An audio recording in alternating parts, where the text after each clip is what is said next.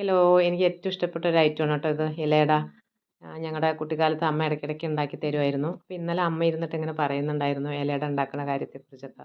അമ്മയ്ക്ക് പ്രായമായി, അപ്പോൾ അമ്മയ്ക്ക് ഇപ്പോൾ പണിയാനൊന്നും വയ്യ. കഴിക്കാൻ തോന്നിയിട്ടാവും ഇങ്ങനെ പറഞ്ഞിട്ടുണ്ടാവുക വിചാരിച്ചിട്ട് ഞാൻ ഇന്ന് എന്തായാലും ഉണ്ടാക്കാമെന്ന് വിചാരിച്ചു. പോയി കുറച്ച് വാഴയിലൊക്കെ പറിച്ചിട്ട് വന്ന് പച്ചരി വറുത്ത് പൊടിച്ചിട്ട് വറുത്ത് വെച്ചിട്ടുണ്ടായിരുന്നു. അത് നന്നായി തിളച്ച വെള്ളത്തിൽ ഒഴിച്ചിട്ട് നന്നായി കുഴച്ചെടുത്തു. അതിലേക്ക് ശർക്കരപ്പൊടിയും തേങ്ങ ചിരവിയതും കൂടെ മിക്സ് ചെയ്തത് അതിൻ്റെ മേലെ ഇങ്ങനെ ഇട്ട് കൊടുത്തിട്ടുണ്ട്.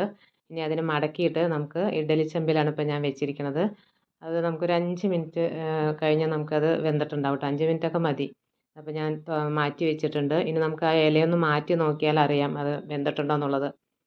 അതിൻ്റെ അത് എല്ലാ സ്ഥലത്തും ഒരേ കളറാണ് കണ്ടില്ലേ? അല്ലെങ്കിൽ വെന്തിട്ടില്ലെങ്കിൽ ആ മാവ് നമുക്ക് കണ്ടാൽ അറിയാം. അപ്പോൾ ഇത് നല്ല സോഫ്റ്റ് ആയിരിക്കുന്നുണ്ട് കേട്ടോ. ഞാനിത് തുറന്ന് കാണിച്ചു തരാം. നന്നായിട്ട് അതാ വെല്ലവും തേങ്ങയൊക്കെ അങ്ങോട്ട് നന്നായിട്ട് മിക്സായിട്ട് നല്ല അടിപൊളി ആയിട്ടുണ്ട്. നല്ല സോഫ്റ്റുമാണ്. പുഴുങ്ങലരി കുതിർത്തിട്ട് ഇങ്ങനെ ഉണ്ടാക്കാം കേട്ടോ. അത് നല്ല സോഫ്റ്റ് ആയിരിക്കും. അപ്പോൾ ഇന്നത്തെ വീഡിയോ കണ്ടാൽ നിങ്ങളൊന്ന് ട്രൈ ചെയ്ത് നോക്കുക. ഓക്കേ.